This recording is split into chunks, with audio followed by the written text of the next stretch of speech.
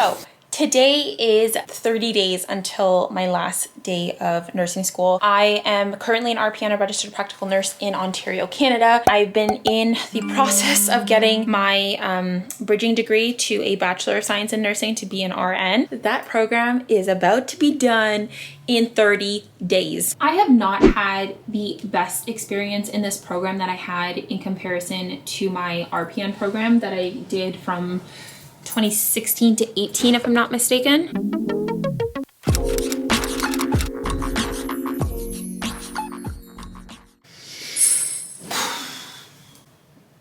Hi.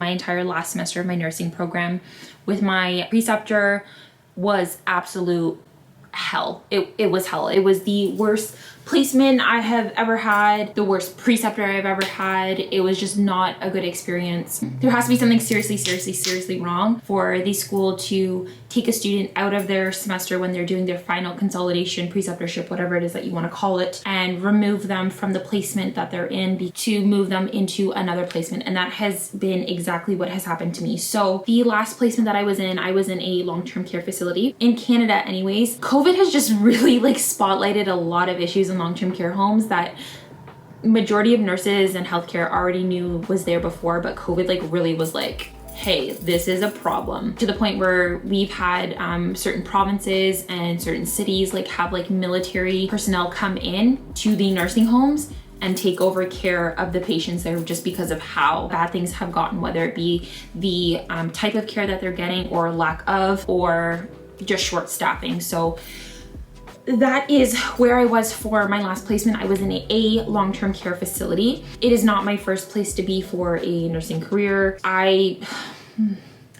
It's just not my scene for being a nurse. I love acute care. I love the fast, critical thinking that you have to do on the spot for certain things. Don't get me wrong, there's some days where my head's exploding with a million different things going on, but that is kind of the scene that I like. So when I found out that I was being placed in a long-term care facility, I was not overjoyed, but because it was my last semester, I figured, hey, I'm just gonna make the best of it. I'm gonna go in there with a positive attitude. As long as I have a good preceptor, doesn't matter where the placement is. Maybe I can still learn something in a long-term care facility. I know long-term care facilities here in Canada anyways for RNs is more of a leadership type role, management type role, desk job, so to speak. Depending on the facility that you're in, it differs from place to place. But this specific facility that I was in, there wasn't much patient care occurring from my preceptor. It was more of a leadership role. I'm not going to get into specific details right now as to what was going wrong at this placement with the facility or the preceptor. That's still something that's kind of being dealt with on the sidelines with my school right now. It was a mess, okay? Just know that it was a mess. And if you watched my vlogs where I was talking about nurses eating their young, it took so much of me this morning to pull myself out of bed, so much. And so I am quite happy that I won't be returning. The really bad hospital placement that I had this time last year, where I was dealing with awful nurses that just wanted to chew you apart just for the fun of it, just being rude. Not that it was a bad placement. The nurses were just rude to students for no reason. I can't stand that. Don't do that to your nurses. Don't try and bully other people. When you sign on to be a nurse in Ontario anyways, it's an expectation from the College of Nurses that you are also going to teach your next generation of nurses. I'm going off on a tangent here, so I'm sorry, but why would you ever want to treat somebody poorly,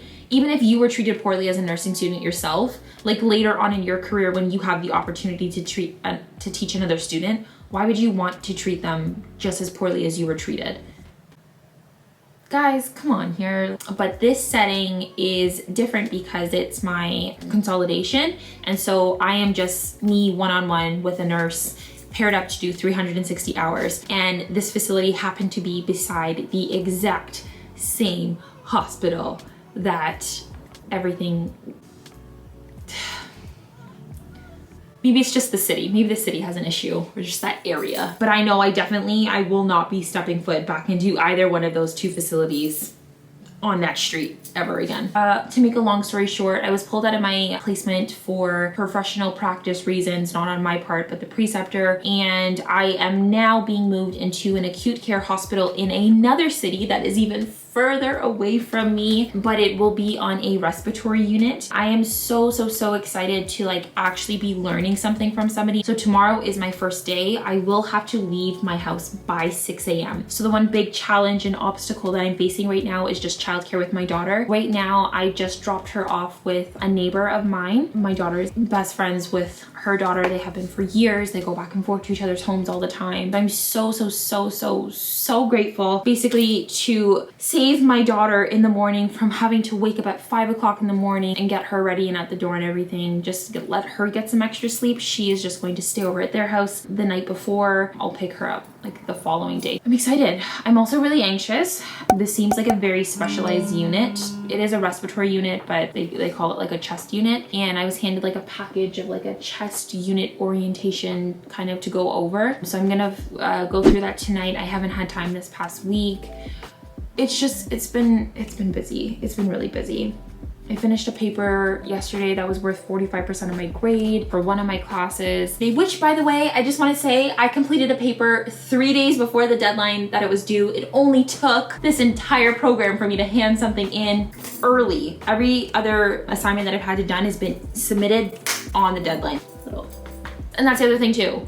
Why during my consolidation am I doing classes still? If you can't tell, I'm stressed. I'm stressed. I'm so stressed. I'm really sad. I'm not gonna be able to spend as much time this week with my daughter as I would have liked to. That's been one of the like really hard things about this nursing program is every year that I'm in this program longer is just like another year missed with her. It's been really hard. It's different when you're working because, you know, work stays at work and home is home.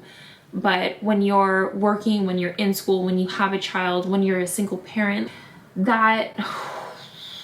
Anyways, so the month of November is going to be an absolute shit show, but I've made it this far and I haven't crumbled, so I'm ready to take on my last 30 days of my nursing program. It's 8:30 already. I want to make sure I get a good night's sleep. Also, the clocks were set back over the weekend, so I'm missing about an hour of sleep already.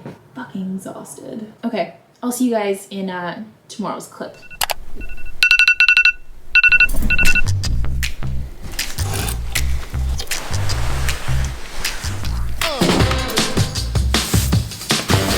I'm exhausted. I didn't sleep well.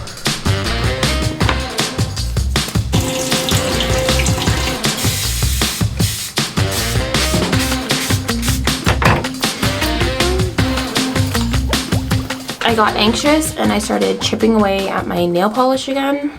So I gotta take this off quickly before I go. I'm absolutely loving this placement so far. I've learned so much already in the first 9 odd hours that I've been here.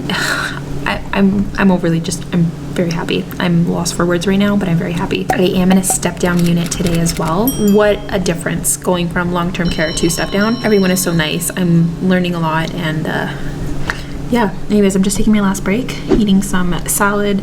I have to wear face shield, so like my nice little hairdo that I had this morning is all taken out. I wish I started here sooner. I really wish this was my initial placement.